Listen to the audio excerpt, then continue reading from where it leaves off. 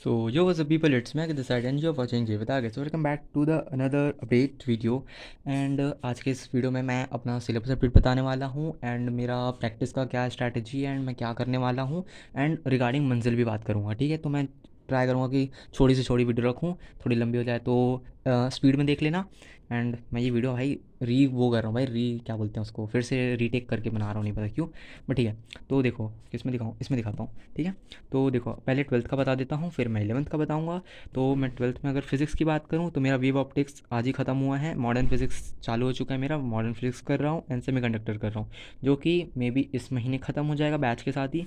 Then आते chemistry में physical chemistry over हो चुकी है, जिसमें 3 चैप्टर्स थे, solution and chemical kinetics and electrochemistry. ठीक है, उसके बाद आते हैं इनऑर्गेनिक की बात करूँ तो कोऑर्डिनेशन कंपाउंड्स मेरा खत्म हो चुका है and I am currently doing salt analysis, जो कि मैं मिड में आ चुका हूँ, जो कि हो जाएगा जल्दी। उसके बाद मैं ब्लॉक केमिस्ट्री करूँगा। तो मेरा मेजरली टारगेट है कि जो इनऑर्गेनिक केमिस्ट्री है वो मेरा मैक्स टू मैक्स 20 तारीख, हाँ 20 या फिर 25 तारीख तक ख़त्म हो जाएगा, ज़्यादा टाइम नहीं लगेगा, 20 से 25 तारीख तक मेरा इनऑर्गेनिक ख़त्म हो जाएगा। उसके बाद आते हैं ऑर्गेनिक का तो मैंने तुम्हें बताया था कि मैं रीस्टार्ट कर रहा हूँ एंड मैंने स्टार्ट कर दिया है and max to max 15 December will be the last, या उससे पहले भी हो जाएगा, मैं जहाँ तक देख रहा था 8 या 9 तारीख तक हो जाएगा, बट मैंने 15 लास्ट रखा है। ठीक है, तो मेरा ऑर्गेनिक यहाँ तक ख़त्म हो जाएगा। देन आते हैं मैथ्स में, सबसे ज़्यादा रायता इसी में फैला हुआ है। तो मैथ्स में अगर मैं तुम्हें बताऊँ तो फंक्शंस, और पहले मैं यही बता दूं कि भाई इसमें मैं तुम्हें जितना भी सिलेबस बता रहा हूँ ना, जितना मैंने लिखा हुआ है उसमें ऐसा नहीं है कि जितने चैप्टर्स का नाम लिखा है मतलब वो मेरा एकदम ज़ीरो है, ऐसा नहीं है, ज़ीरो है। मेरे किसी चैप्टर में अगर 2-4 टॉपिक छूट भी गए ना, मैंने उनको भी लिख के रखा है कि मेरा वो सिलेबस में नहीं हुआ है करके, तो मैं उसमें पूरा बताऊँगा। ठीक है, तो ऐसा मत समझना कि एकदम ज़ीरो पे हूँ, नहीं भाई, ठीक ठाक लेवल पे हूँ। तो जैसे फंक्शंस है, फंक्शंस में मेरा ऑलमोस्ट 70% सिलेबस हो चुका है उस चैप्टर का एंड 30% बचे, जैसे लाइक 1 1 1 2 एंड वाला जो फंक्शन है वो भी मैंने बोर्ड लेवल पे कर लिया है, क्योंकि स्कूल में एग्जाम्स देने थे तो मुझे आते हैं, बट मैं जे लेवल पे एक बार देख लूँ, बस मेरा उतना ही पोर्शन बचा है। उसके बाद आते हैं एओडी मैंने वही सेम बात है कि स्कूल लेवल पे हो रखा है, बट मेरा बैच में नहीं हुआ है, तो मुझे ये पूरा एओडी करना है, जो कि मेरा अभी लीस्ट प्रायोरिटी पे है ये। And then integration currently I am doing it and साथ में एरिया अंडर कर्व बचा हुआ है, डिफरेंशियल इक्वेशन, जैसे इंटीग्रेशन खत्म होगा मैं इन पे स्विच कर जाऊंगा। देन करेंटली डूइंग वेक्टर्स, ठीक है, दोनों पैरेलली चल रहे हैं मेरे। वेक्टर्स 3D एंड प्रोबेबिलिटी, ये बैच में इसी महीने ख़त्म हो जाएगा, तो मैं बैच में यही ख़त्म कर लूँगा एंड उनके साथ साथ बीच में ही मैं इन पोर्शन को करने की कोशिश करूँगा। तो ट्वेल्थ में मेरा ये मेजर पार्ट है। तो ट्वेल्थ का कहूँ तो समझ लो कि भाई मैक्स टू मैक्स ना 32, हाँ 30 to 35, तुम छोटा मोटा कहीं से भी उठा लो, इतना सिलेबस बचा है, 30 to 35%, बाकी ऑलमोस्ट डन हो रखा है।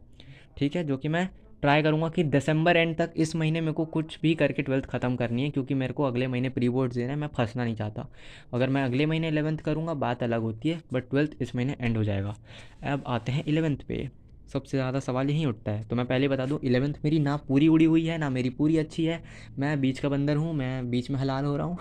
तो मैं तुम्हें फिज़िक्स का बताऊँ, फिज़िक्स का अगर मैं बताऊँ तो 2D, अब तुम 2D बोलोगे तो काइनेमेटिक्स 2D तो बेसिक्स है, वेक्टर्स तो मेरे को अच्छे से आता है, फिर भी मैंने लिख के रखा है क्योंकि मैंने जेई का वीडियो ही नहीं देखा एक भी 2D का।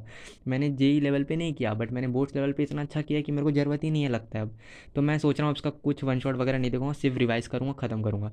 ग्रेविटेशन, ग्रेविटेशन करना था बट मैंने इलेक्ट्रोस्टैट सब अच्छे से कर लिया, तो मैं ग्रेविटेशन में भी नोट से रिवीजन कर लूँगा, या तो एड्यूनिटी का यूज़ कर लूँगा, कहीं से भी कर लूँगा, मैं जल्दी कर लूँगा, क्योंकि इसमें आई थिंक 2-3 पार्टियाँ सेट, जो वेलोसिटी वाला पोर्शन बस वही बचा हुआ है, बाकी तो सब सेम ही था। देन फ्लूइड्स में मेरा थ्योरी हो चुका है, बट मैंने क्वेश्चन एक भी नहीं लगाए हैं, तो मेरे को एक बार फिर से रीडू करना पड़ेगा रिवाइज करके। तो तुम मेरा फिजिक्स का 11th का सिलेबस मान सकते हो कि मेरा 95% हो रखा है भाई। अब इसमें मैं रिवीजन जब मोड में जाऊँगा तो मैं इसके क्वेश्चन प्रैक्टिस हार्ड करने लग जाऊँगा, तो वहाँ से हो जाएगा। केमिस्ट्री की बात करें, फिजिकल में मोल कॉन्सेप्ट भी मेरा ऑलमोस्ट हो रखा है यार, सेम बात है, स्टिचोमेट्री और लिमिटिंग वाला जो पोर्शन था लास्ट का, वही वाला बस बचा हुआ है, बाकी तो कंसंट्रेशन एंड ऑल सारा करा हुआ है। तो इसमें भी तुम मान ही सकते हो भाई, ये चैप्टर ऑलमोस्ट डन है, बट करना है। अब थर्मो की बात करूँ, थर्मो मेरा ज़ीरो मानूंगा मैं, क्योंकि मैंने स्कूल लेवल पे भी नहीं किया था भाई, पिछले साल छोड़ दिया था। रेडॉक्स मेरा ऑलमोस्ट 75% डन है, लास्ट वाला जो आई थिंक कुछ तो है, एक लेक्चर है बस, वो मैं कंप्लीट कर लूँगा, मेरे को आता है। एंड रिगार्डिंग ये मेरा मेन इशू था, केमिकल एंड आयोनिक इक्विलिब्रियम, अब मेरा ये प्लान है कि मे बी इसको मैं छोड़ने वाला हूँ। अब क्योंकि यार सब कहते, अब मेरे को नहीं पता यार, क्योंकि मैंने 11th में भी नहीं पढ़ा है। अब सब कहते हैं हार्ड है, इसमें टाइम देना पड़ता है। I don't know about it, but मेरा यही है कि अगर मैं 70 to 80% सिलेबस रिवाइज़ कर लूँगा, तब उसके बाद मेरे पास टाइम बचता है, मेरे को लगता है कि मेरे को कर लेना चाहिए, तो मैं कर लूँगा कुछ कुछ इंपॉर्टेंट टॉपिक्स बस इसके। इनऑर्गेनिक में केमिकल बॉन्डिंग भी बेसिक लेवल हो रखा है, मेरे को एक बार जेई लेवल पे करना है, मैं भी वन शॉट से ख़त्म कर लूँ। ऑर्गेनिक की बात करें तो आईयूपीएससी में भी मेरा 50% हो रखा है, मेरे को नेमिंग वेमिंग आती है। बट जो लास्ट में फंक्शनल ग्रुप वाला है, मेरे को बस उसकी प्रैक्टिस करनी पड़ेगी, तभी मेरा हो जाएगा। आइसोमेरिज्म में भी भाई बैच का सीन था कि ऑप्टिकल एंड जीआई बैच में पढ़ाया था लक्ष्य जेई 2026 में। वो मैंने कंप्लीट किया है। बट जो लाइक कुछ पोर्शन है, लाइक टोटोमेरिज्म आई थिंक यही बोलते हैं, वो सब कुछ कुछ पोर्शन नहीं हुआ है मेरा, तो मेरे को वो करना है। तो बेसिकली अगर मैं तुम्हें 11th का इधर का इतना पोर्शन बताऊँ ना, तो हो सकता है कि ना अगर मैं अभी ना भी पढूँ ना, तो जब रिवीजन कराएं मेरा उस समय भी कंप्लीट हो जाएगा ये। तो इसका उतना स्ट्रेस मेरे को लेना नहीं चाहिए, ठीक है। एंड मैथ्स मैथ्स में मेरे को लेना चाहिए, मैथ्स क्योंकि मेरी ले लेगी वरना, ठीक है, वरना मुझे अभी स्ट्रेस ले लेना चाहिए। तो सीक्वेंस सीरीज़ की बात करूँ, अगर सीक्वेंस सीरीज़ की अगर मैं बोलूँ, तो मैंने इसको 11th में पूरा पढ़ा था बैच से एक एक लेक्चर के साथ। बट दिक्कत ये है कि मैंने रिवाइज ही नहीं किया, लग गए मेरे एल। तो अब मुझे एक बार थोड़ा रिवीजन अच्छे से करना पड़ेगा। बाइनोमियल, अब मैं तुम्हें इतना बता दूँ कि जो मैथ्स का पोर्शन बता रहा हूँ, ये भी मैंने 11th मैंने पास करी है, तो भाई मैंने 11th पे स्कूल लेवल पे कंप्लीट किया था एनसीईआरटी के साथ। तो थोड़ा ठीक ठाक आता है मुझे, एकदम जीरो पे नहीं हूँ। तो मुझे करना है बाइनोमियल, फॉर्मूले आते हैं, एप्लीकेशन आता है, बट थोड़ा एक्स्ट्रा होता है ना जेई में, तो बस वही वाला चीज़ है। तो मेरे को वही करना है, स्ट्रेट लाइन सर्कल्स करना है। तो देखो मैं बता रहा हूँ, ये प्रायोरिटी ऑर्डर पे ही लिखा है, मतलब सीक्वेंस सीरीज पहले करूँगा, देन बाइनोमियल करूँगा, देन स्ट्रेट लाइन करूँगा, देन सर्कल्स करूँगा। अब आता है कोनिक सेक्शन, बट मैं कोनिक सेक्शन सोच रहा हूँ कि थोड़ा डिले में रखूँगा, parabola hyperbola and ellipse. Even though इसका है वेटेज, बट इसमें थोड़ा टाइम लगता है यार, तो मैं सोच रहा हूँ कि इसको थोड़ा डिले में रखूँगा, पहले क्वाड्रेटिक कॉम्प्लेक्स एंड पीएनसी कर लूँगा। क्वाड्रेटिक भी मैंने मैंने जेई लेवल पे बताऊँ तो मैं आधी कर रखी है, 50% 50% 50%। ऑलमोस्ट मैंने आधा आधा करके छोड़ दिया था, नहीं पता क्यों। तो मेरे को जल्दी इसको ग्रास्प करके ख़त्म कर दूंगा।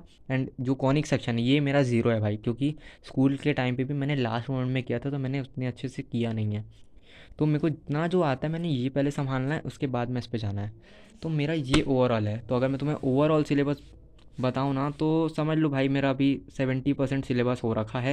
And my overall target is कि मैं जाऊँ तो जाऊँ मैक्स टू मैक्स 85% से 90%, 90 भी नहीं हुआ तो 85% सिलेबस तो मुझे करके जाना है जेई में। This is my overall plan, ठीक है। ये मेरा सिलेबस अपडेट है। और लाइक मैंने जो ट्रैकर बनाया था मैंने अपडेट नहीं किया। तो मैं फिज़िक्स में बताऊँ तो मेरा फिज़िक्स ही अपडेटेड था बस, उसमें भी अपडेट करना है। मेरा वेव ऑप्टिक्स रे ऑप्टिक्स हो चुका है बस ये इधर। एंड रिवीजन वाला स्लॉट मैंने इसे रिवाइज़ करने के बाद मैं अपडेट नहीं करता हूँ। अब मैं जो फाइनल रिवीजन करूँगा उसी को अपडेट कर दूँगा। पीवाईक्यूज़ भी मेरे उतने हुए नहीं हैं। अब आते हैं, पहले मंजिल की बात कर लेते हैं, उसके बाद करते हैं इसकी बात। तो मंजिल की अगर मैं बात करूँ तो मंजिल का सीधा सा सीन है, 2026 वाले मंजिल की बात कर रहा हूँ। तो भाई अब वो प्लानर के ऊपर, क्योंकि ये लोग प्लानर आई थिंक अभी शेयर ही नहीं कर रहे हैं, वीकली वीकली शेयर करते हैं। एंड मंजिल यूज़ करने का वही है कि मैं रिवीजन के लिए शायद ही यूज़ करूँगा। मुझे जो चैप्टर्स करने, जो मेरे छूटे हैं, अगर मुझे वो करने हैं, तो ऐसा है कि मेरे शेड्यूल के हिसाब से देखूंगा। अगर मैं कर रहा हूँ कि मेरे को 10 दिसंबर को अगर कोई चैप्टर करना है, अगर वो उससे पहले लोग अपलोड कर देते हैं, मतलब हो चुका रहेगा क्लास, तो मैं यूज़ कर लूँगा, एल्स मैं पुराने मंजिल को ही यूज़ करूँगा। क्योंकि मैं लाइव में बैठने वाला बंदा नहीं हूँ, इसमें मैं टाइम नहीं लगाऊँगा लाइव वाइव पे। बाकी अभी मैं सोच रहा हूँ कि थ्योरी थोड़ा कम करके अब मैं प्रैक्टिस की तरफ जा रहा हूँ, ऐसे मन भी नहीं करता अब थ्योरी ज़्यादा करने का। तो यही सीन है मंजिल का। एंड अब इसका प्रैक्टिस का बताऊँ, तो मैं फिज़िक्स में बताऊँ तो चैप्टर तो अच्छे हो रखे हैं। प्रैक्टिस की अगर बात करूँ तो सीन ऐसा है कि मैं बहुत ज़्यादा टेंशन में था, बट एडुनीति सर का एक वीडियो में आज ही आया है, जो कि तुम भी जाके देख सकते हो, 12 अल्टीमेट चैलेंजेस आई थिंक है, जिसमें उन्होंने बताया फॉर द प्रैक्टिस सेशन, जो कि मैं स्ट्रिक्टली फॉलो करने वाला हूँ, जिससे कि मेरी फ़िज़िक्स संभल जाए। क्योंकि मेरा ओवरऑल प्लान है भाई, क्योंकि मैं मैथ्स में उतना प्रायोरिटी नहीं दे रहा हूँ, तुम देख सकते हो, ठीक है। मैं फिज़िक्स और केमिस्ट्री को ज़्यादा प्रायोरिटाइज मतलब ठीक है भाई, इज्जत दे रहा हूँ ज़्यादा, ठीक है। ज़ुबान लड़खड़ा रही है, नहीं पता क्यों। तो ज़्यादा इज्जत दे रहा हूँ, तो मेरे को है कि दो सब्जेक्ट अच्छे से करके जाने कि वहाँ मैं फंसूँ ना। एंड मैथ्स पे भी ठीक ठाक लेवल पे करके जाना है कि कम से कम भाई 40 नंबर तो आ ही जाए, जिससे कि परसेंटाइल थोड़ी बन जाए। तो यही सीन है। तो फिज़िक्स का यही है। केमिस्ट्री में सीधी सी बात है, P Y Q and P Y Q. Maths में भी पी वाई क्यू शायद ही करूँगा। जो मैं आशीष सर से करा रहूँगा तो मैं पी वाई क्यू नहीं जाऊँगा उसके, एंड जो मैं आशीष सर से नहीं करा रहूँगा उस चैप्टर के मैं पी वाई क्यू पे जाऊँगा, ठीक है। यही मेरा ओवरऑल प्लान है। एंड अब मैं कंसिस्टेंट रहूँगा यूट्यूब पे, मैं रेगुलर अपडेट शेयर करूँगा। साला 1 घंटा पढ़ूँगा तो भी मैं बताऊँगा, 2 घंटा, 10 घंटा, 12 घंटा मैं शेयर ज़रूर करूँगा, ठीक है? क्योंकि अब यहाँ से कंसिस्टेंसी मेरे को चाहिए। एंड कुछ दिनों बाद मैं मॉक टेस्ट के बारे में बताऊँगा, क्योंकि मेरे जैसे जैसे सिलेबस एंड होते जाएगा, वहाँ से मैं मॉक टेस्ट रिवीजन की तरफ स्टेप लेते जाऊँगा। तो मैं तुमसे शेयर करते जाऊँगा कि मैं कहाँ से कर रहा हूँ, क्या कर रहा हूँ, कैसे कर रहा हूँ, कितने मार्क्स आ रहे हैं, डाउनफॉल हो रहा है, अपग्रेड हो रहा हूँ, इवॉल्व कर रहा हूँ, क्या है, ठीक है? पोकेमॉन विकसित होगा मेरे ख्याल से अब। तो तुम देखते रहना इस पोकेमॉन की हरकतें। That's all from my side. तुम अपना शेयर कर देना update. Till the end, tata bye bye. मिलते हैं नेक्स्ट वीडियो में। तुम तब तब पढ़ते रहो। मिलते हैं, बाय बाय।